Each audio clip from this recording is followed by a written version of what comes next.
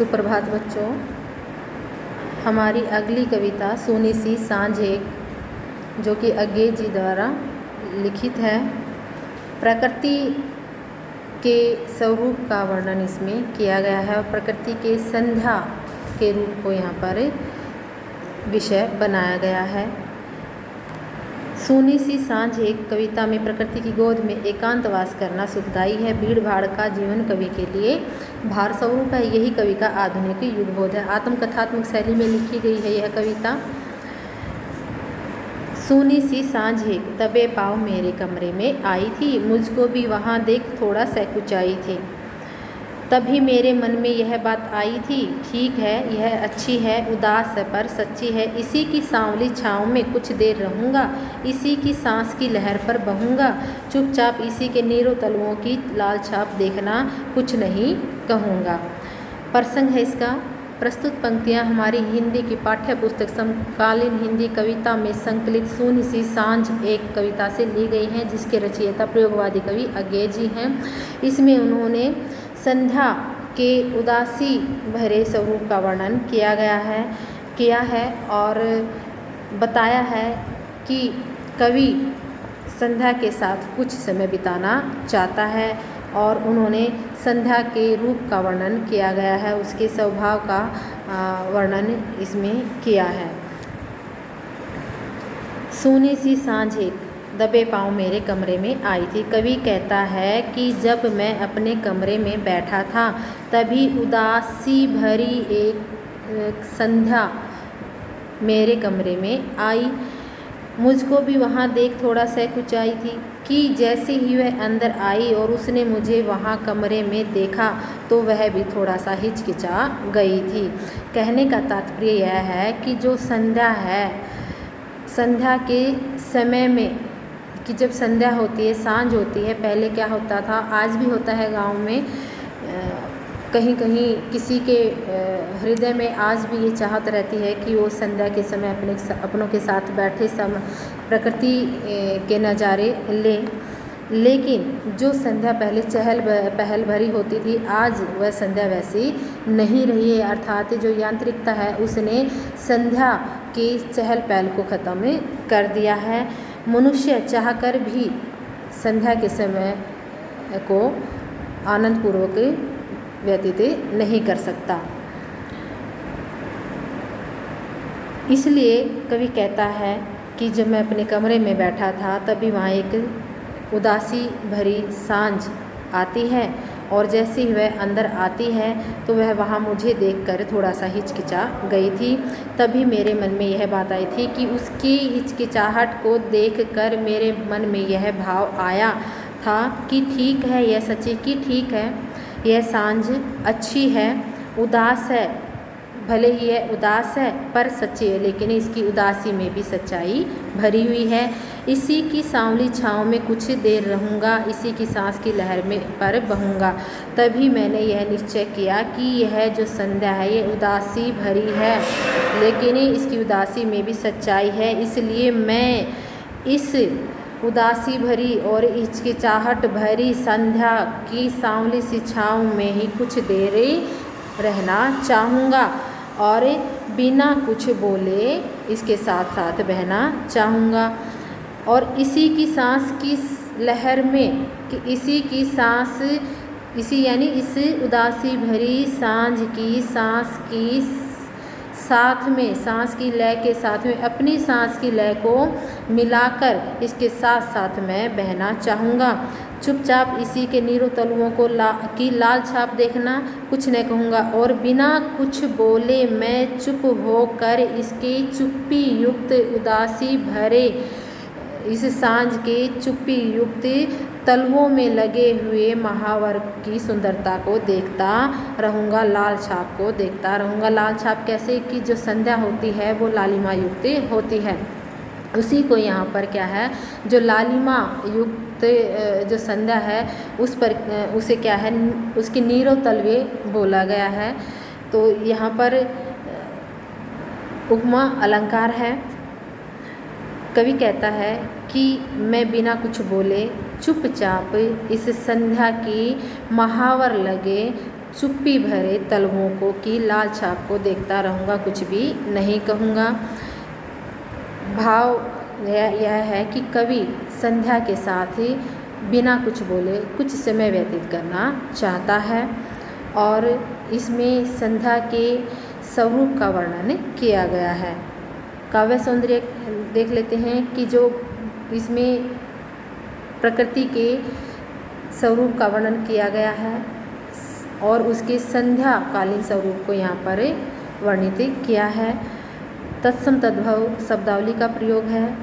प्रसाद गुण सर्वत्र है और आत्मकथात्मक शैली में लिखी गई है। मुक्त छंद युक्त है। आगे देखें। पर उस सलोनी के पीछे पीछे घुस आई बिजली की बत्तियां, बेहया धड़ धड़ गाड़ियों के मानुषों की खड़ी बोलियां। लेकिन जैसे ही वह सलोनी यानी सुंदर सी सांझ मेरे कमरे में आई, उसके पीछे पीछे न जाने कितनी ही बिजली की बत्तियां प्रवेश करके कि न जाने क्या क्या उसके पीछे पीछे मेरे कमरे के अंदर आ गया और उसके पीछे पीछे बेहया धड़ धड़ की ध्वनि करती हुई आवाज़ें भी प्रवेश कर गई। ये आवाज़ें किसी और के नहीं थी, सड़क पर चलती हुई या गलियों में जो चलती हुई गाड़ियाँ थी उनकी आवाज़ें थी, जिसके कारण कवि का ध्यान संध्या से हटकर उनकी तरफ जा रहा था। मानुषों की खड़ी खड़ी बोलियां और साथ साथ मनुष्यों के आपस में बातचीत करते हुए खड़ी बोलियां भी प्रवेश कर गई, जो कवि का ध्यान संध्या से हटाकर प्रकृति से हटाकर अपनी ओर खींच रही थी। वह रुकी तो नहीं, आई तो आ गई, पर साथ साथ मुरझा गई कि जिसके कारण वह संध्या कमरे में आ तो गई थी, लेकिन इन अनजानी और बिना बुलाई धड़ धड़ करती गाड़ियों की आवाज़ों के कारण, बिजली की बत्तियों के कारण वह वहाँ एक पल भी नहीं ठहर पाई और साथ साथ ही मुरझा गई। और क्यों उदास हो गई? क्योंकि उसके साथ अब कोई भी समय बिताने के लिए, बातचीत करने के लिए नहीं रह गया था।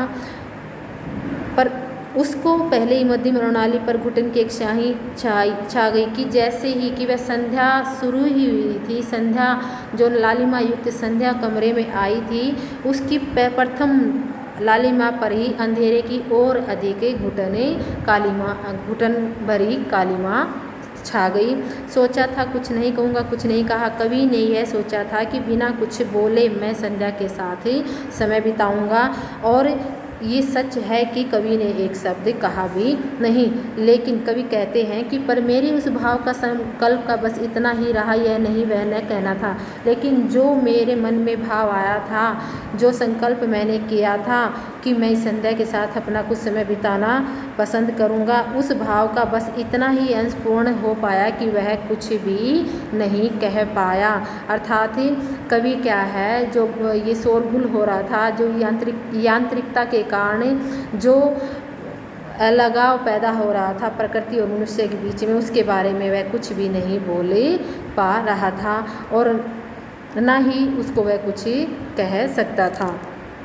लेकिन बस वह इतना कर सकता था कि बिना कुछ बोले, बिना अपना ध्यान प्रकृति से हटाए वह उसके साथ बहना चाहता था, लेकिन वह उसके साथ नहीं बह पाया। कारण क्योंकि वो इतनी बिजली की बत्तियां, इतनी बेधड़ करती हुई गाड़ियों की आवाज़ें, मनुष्यों के आपस में बोलते हुए की आवाज़ें, उसने कवि का ध्यान अपनी ओर आकर्षित कर लिया था, करना चाहा था। लेकिन कवि अपने निश्चय पर अटल था। उसने उनकी तरफ ध्यान न देकर संध्या के साथ ही बिना कुछ बोले साथ साथ बहने का निश्चय कर रखा था और वह उसको पूर्ण भी करना चाहता था, जो कि उसके इस भाव का सिर्फ इतना पूर्ण हुआ कि जो कि उसको उदास पर सचु लुनाई में बहना था, कि उसको उस उदासी भरी सांझ की सच्ची सुंदरता के साथ साथ बहना था, जो अपने न रहने को तत्कत हो सहना था। कि कवि कुछ कह तो नहीं पाया, लेकिन वह अपने इस भाव को अपने अंदर ही रहकर संध्या के उस स्वरूप के साथ ज्यों का त्यों सहना चाह रहा था। यह तो बस रुक कर चुप रहना था, यूँ न जाने कब कहाँ वह सांझ ओझल हो गई। और कवि में के बस में सिर्फ इतना ही था कि वह कुछ कर तो नहीं सकता था, इस बाधा को दूर तो नहीं कर सकता था, लेकिन वह चुपचाप इन सब बातें कौन सी, बिजली की जो बत्तियां हैं, जो बेधड़ बेहया धड़ धड़ करती गाड़ियों की आवाज़ें हैं, आपस में बातचीत करते मनुष्यों की आवाज़ें हैं, उनको अनदेखा करके अनसुना करके ज्यों का त्यों संध्या के साथ चुपचाप बहना ही उसके बस में था। लेकिन ये विचार करते करते ही न जाने वह सांझ कहाँ गायब हो गई, और कवि के लिए केवल इतना ही रहा कि वह क्या और मेरे लिए यह शून्य न रहने की रीत न होने के बाद अनुकंपा समाज की कितनी बोझल हो गई कि वह सांझ आई तो लेकिन एक पल ठहर न पाई, और ये वह देखते ही देखते न जाने कहाँ गायब हो गई। और मेरे लिए सिर्फ इतना ही रह गया कि मैं उदास न रहने की और खाली न होने की जो बांझ दया समाज ने मेरे ऊपर की थी, उसको सहन करना मेरे लिए बोझिल हो गया था। अर्थात मेरे लिए जो यांत्रिकता भरी जो व्यस्तता है, उसको सहन करना अत्यंत ही कठिन हो गया था।